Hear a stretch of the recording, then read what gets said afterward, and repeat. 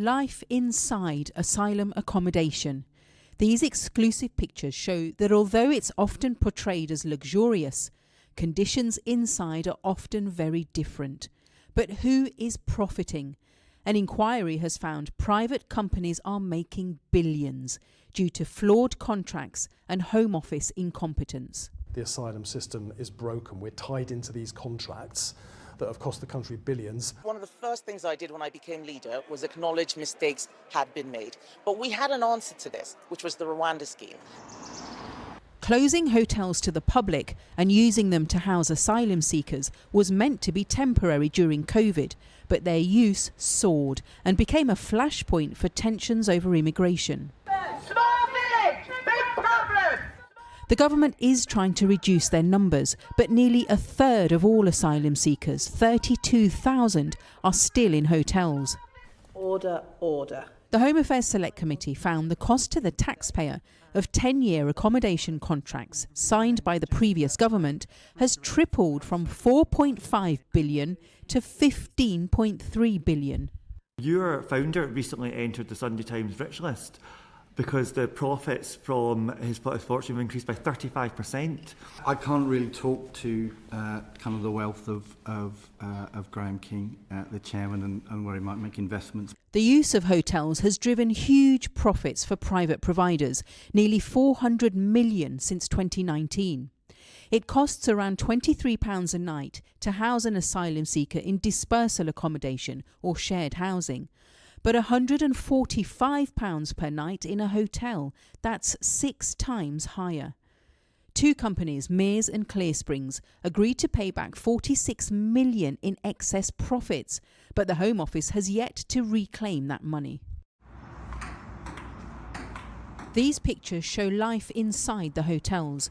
Numbers have grown partly because there's a backlog of cases. The Select Committee said it's not just bad for local communities, but for the asylum seekers themselves. Some have spent years in the system waiting for their claims to be heard, and it can take a toll on their mental health.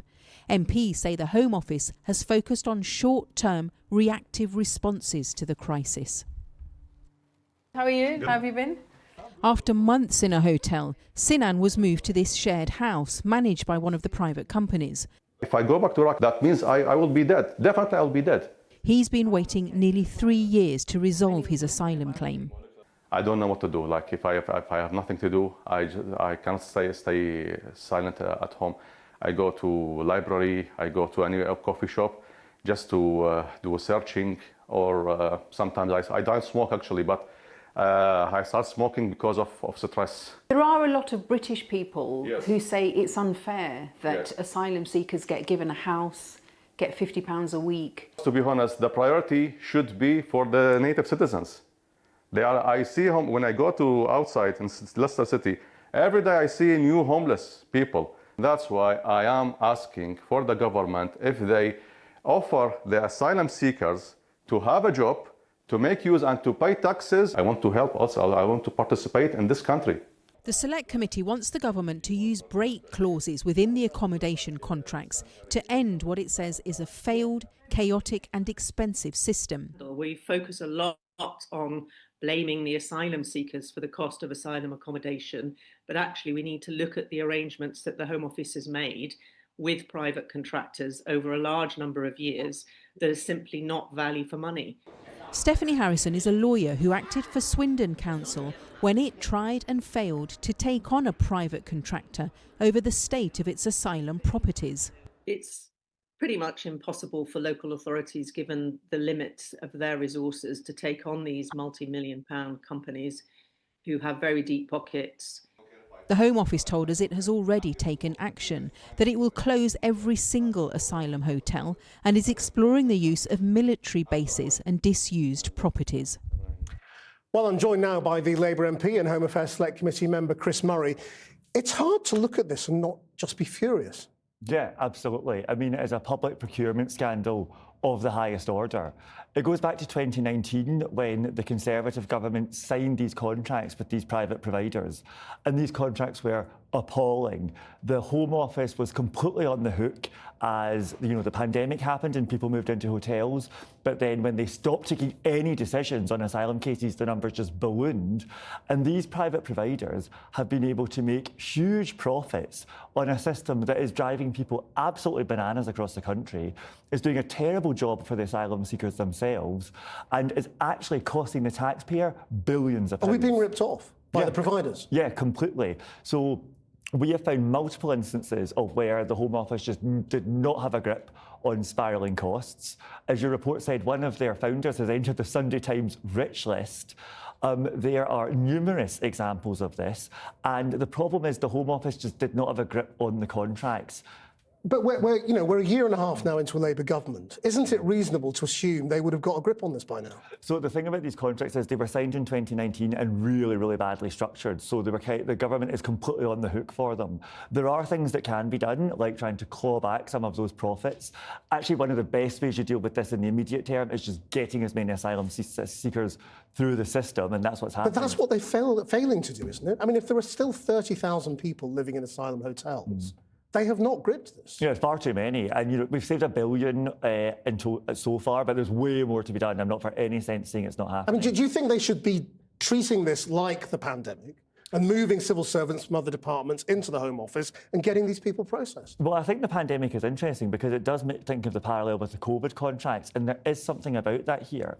What we have seen is a system that is really bad for local communities, really bad for the taxpayer, really bad for asylum seekers, and yet these private providers are not held to account for what they're doing here. In 2020, next year, in 2026, there's a break clause where the government can either substantially rewrite or cancel these contracts.